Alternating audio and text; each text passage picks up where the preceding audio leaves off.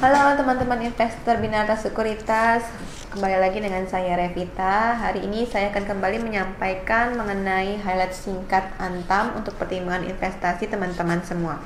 Untuk highlight pertama adalah penjualan emas Antam selama kuartal ketiga tahun lalu meningkat 91% secara tahunan.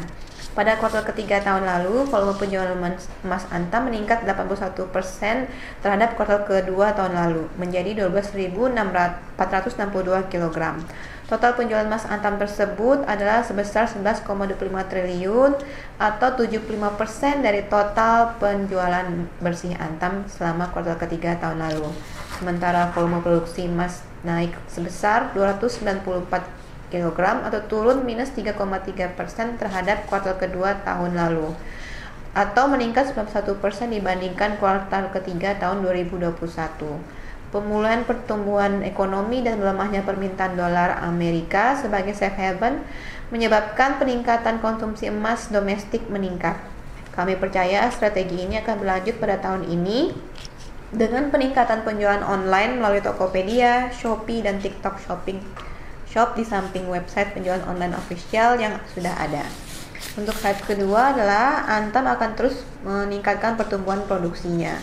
Pada kuartal ketiga tahun lalu, data pertumbuhan produksi bisnis segmen Antam antara lain produksi ferronikel Antam sebesar 6.106 ton nikel atau turun minus 3% terhadap kuartal kedua tahun lalu, tetapi volume penjualan bersihnya naik atau meningkat 93% terhadap kuartal kedua tahun lalu.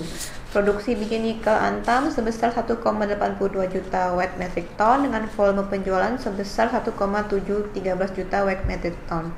Biji nikel ini yang digunakan sebagai pakan biji untuk pabrik ferronikel Antam serta dijual ke pasar domestik. Untuk volume produksi bauksit Antam adalah sebesar 461.000 wet metric ton.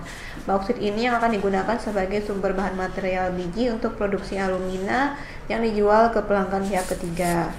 Untuk itu, volume penjualan bauksit sebesar 274.000 wet metric ton atau meningkat 55% dibandingkan kuartal ketiga tahun 2021. Peningkatan volume tersebut sejalan dengan strategi Antam untuk mengoptimalkan operasional pabrik tayarnya serta memprioritaskan pemasaran alumina melalui anak usahanya PT Indonesia Chemical Alumina. Selain itu, strategi lainnya adalah menjaga biaya produksinya tetap rendah dan menjaga kas melalui negosiasi dengan kreditur, bank, dan supplier. Antam juga meningkatkan efisiensi internalnya baik di unit bisnis maupun kantor pusat. Kami percaya hal-hal tersebut akan mempertahankan pertumbuhan laba bersih mereka di tahun ini mengikuti kinerja tahun lalu.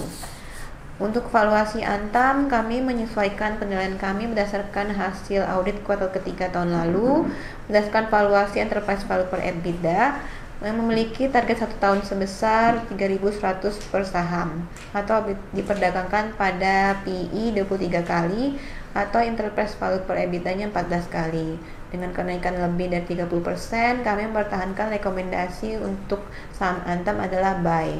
Demikian hal singkat kami mengenai Antam. Semoga membantu pertimbangan investasi teman-teman investor Binata semuanya. Salam cuan dan terima kasih. Udah ya.